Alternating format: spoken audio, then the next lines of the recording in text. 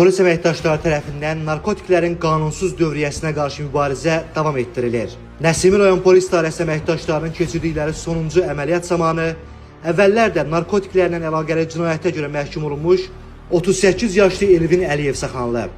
Ondan qanunsuz olaraq əldə etdiyi 13 kiloqram 700 qram narkotik vasitə olan marihuana aşkar edilərək götürülüb. Saxlanılan şəxs ifadəsində narkotik vasitələri sosial şəbəkədə tanış olduğu şəxsiyyəti istintaqla araşdırılan İran vətəndaşı vasitəsilə əldə etdiyini və hissələrə ayıraraq paytaxt ərazisində müxtəlif ünvanlara çatdırmağı planlaşdırdığını bildirib.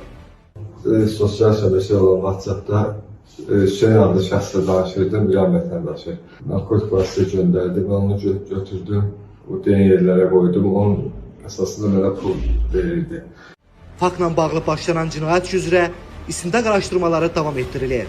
Elvin Əliyev barəsində məhkəmənin qərarı ilə həbs qətimkan tədbiri seçilib. Qeyd edək ki, cari ilin əvvəlindən Nəsimi rayon polis idarəsinin əməkdaşları tərəfindən 161 kiloqram müxtəlif növ narkotik vasitə qanunsuz dövriyyədən çıxarılıb.